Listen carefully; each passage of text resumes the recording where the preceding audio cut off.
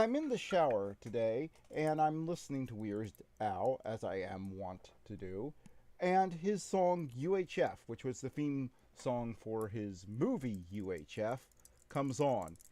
And all of a sudden, as I'm in the shower, I just, singing along with the lyrics, I just realized this is a perfect metaphor for what's going on in the comic book industry. Now, spoiler alert. If you haven't seen Weird Al's movie UHF, stop what you're doing now and go see it. You could probably find it at your local library on DVD. It's super cheap.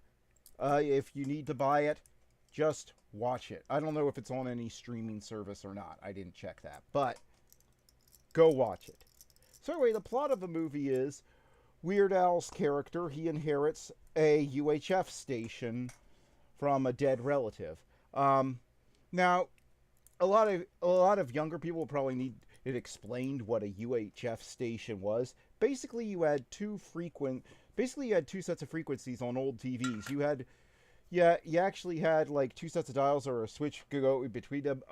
On older TVs, you had VHF and UHF. VHF were the big networks. I mean, the big networks that ruled the airwaves. Back in the day, it was the big three: NBC, CBS, and ABC. Those were the three big networks, um, with PBS being thrown in there as a latecomer, and but it didn't really count. Although sometimes PBS would have an occasional thing that would be a big hit that would capture the attention of a country like Ken Burns' Civil War or something like that. But anyway, and then you'd have these locally owned stations that were relegated to the UHF frequencies, and they were frequently nothing but reruns of older shows and maybe some very cheapo locally produced original programming.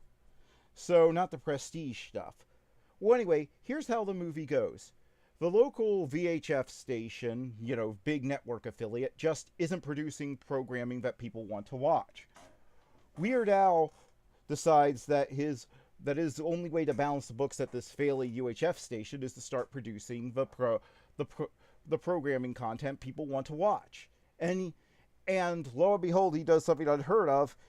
When he starts producing what people want to watch, the UHF station starts beating the VHF station in the ratings. This, of course, makes everybody go rah, rah, rah, rah, rah, rah, rah, rah, in the business thing. And you have all these comedy hijinks, and of course, the programming on the stations is something Weird Al uses to do a lot of parody skits of things that were in pop culture at the time. Like you have him in a muscle suit doing a parody of Rambo, where the guys are just standing still on a hill, not even shooting back, and he's like machine gunning hundreds of guys down with an unbelievably sized machine gun and that sort of thing. But anyway, so the VHF station tries to buy him out just to shut down the competition. He won't sell, and it's not public, and it's not it's not a publicly traded company, this little UHF station, so they can't force a buyout or something like that.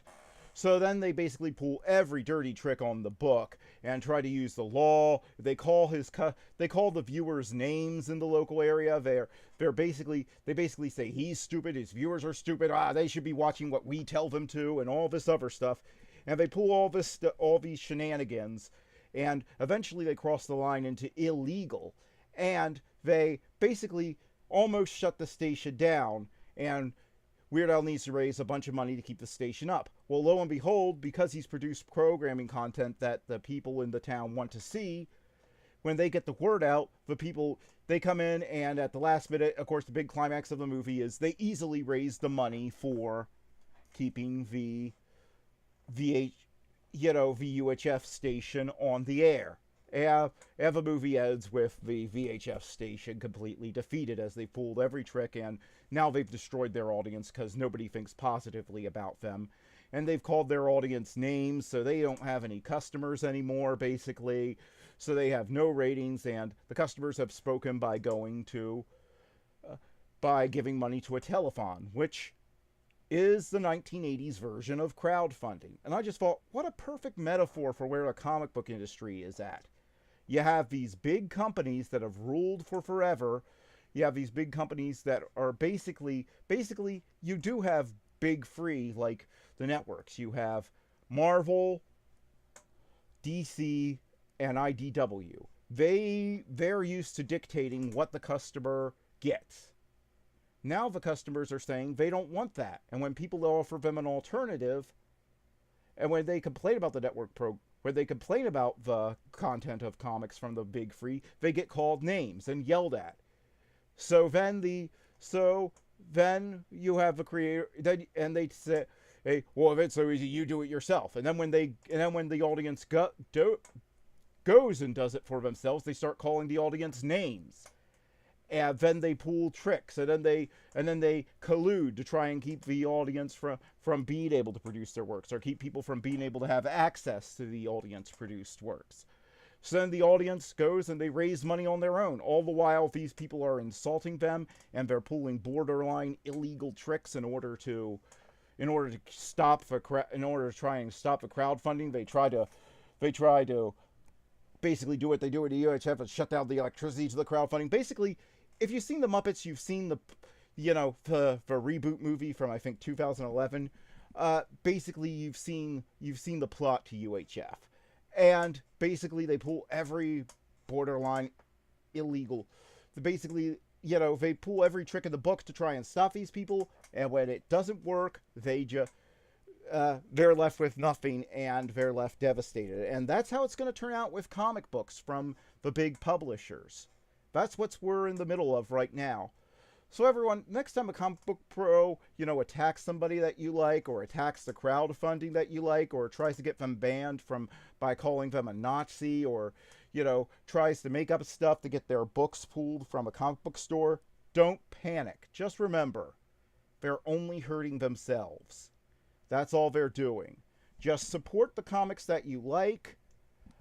Give money. If the creators that you like have to go to Kickstarter or Indiegogo or wherever to make the books that you want to read, so buy them there, support them there, and don't worry about the traditional stores or the traditional distribution methods. Just remember, at the end of the day, the big network lost on UHF, and that has turned out to be one of the most realistic movies and depictions of business I've ever seen. So they will lose here too. So don't panic. Don't get yourself in a lather. Don't worry about insulting them back or anything. Just do what you're going to do. Buy what you're going to buy. And support who you're going to support. And in the end, the people who respect their customers and produce the content they want to see or read, they are the ones who are going to win in the end, because they will have the support and they will get the money. And the people that don't, and that name call and sling mud, they will be out of business. So don't worry. There isn't anything to worry about, and there's no sense getting yourself in a lather or making billions or spending your whole life on Twitter responding to this stuff. That's my takeaway from this anyway. Well, I hope these thoughts were worth something, or I don't know. I just got out of the shower, so what do I know?